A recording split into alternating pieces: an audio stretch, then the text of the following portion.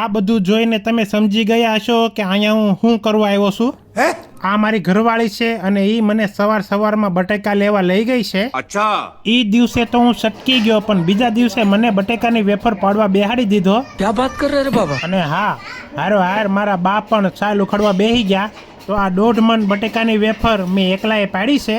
તો મિત્રો, તમારે પણ જો બટેકાની વેફર પાડવી હોય તો પોતાની ઘરવાળી યારે માર્કેટમાં જાઓ અને 1.5 મણ બટેકા લઈ આવો અને ઘરે બેઠા બેઠા વેફર પાડી શકો છો.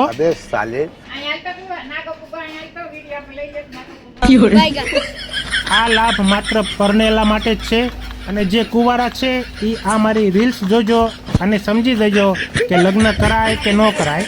અને જેને લગ્ન કરવા જ હોય એ આ બધું શીખી જાજો, જેથી કરીને આગળ જતા એને તકલીફ ઓછી પડે. વાત સહી છે. તો મારા મિસીસે બાફવાનું કામ હાથમાં ધર્યું છે અને મને અને સાનવીને બહારી દીધા સુકવવા. તો તમે જોઈ શકો છો આ મારી મહેનત.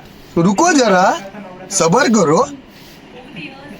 તો મિત્રો, હું એક સલાહ આપવા માંગુ છું કે લગ્ન કર્યા પછી તમે ક્યારેય પણ ઘરમાં નવરા બેસતા નહીં.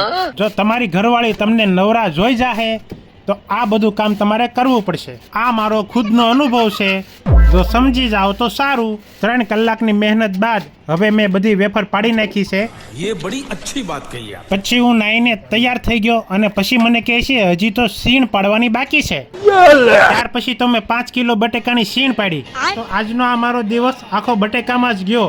તો આ વિડીયો દ્વારા હું એ સમજાવવા માંગુ છું કે પુરુષોને ઘરના કામ પણ થોડા કરવા પડે અને બહારના કામ પણ કરવા પડે, જેથી કરીને આપણી મેરેજ લાઈફ ચાલ્યા કરે. तू समझा. તો આ વિડીયો તો મેં માત્ર રમૂજી માટે બનાવેલો હતો, પણ હકીકતમાં પણ આવું થાય જ છે અને આવા પણ થાય. હવેડાના ડાટા કાઢે એવા.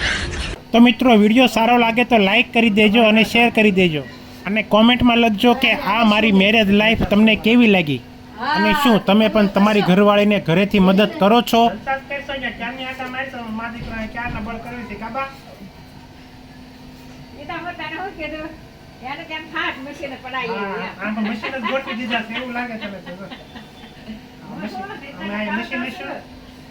થોડુંક દુઃખ, થોડુંક સુખ, થોડા મીઠા ઝઘડા, થોડુંક ઘરનું કામ, થોડોક ઘરનો કંકાસ, થોડાક છોકરાની હેરાનગતિ, થોડીક બે માણાની માથાકૂટ, એ જ જિંદગી જીવ્યા કહેવાય.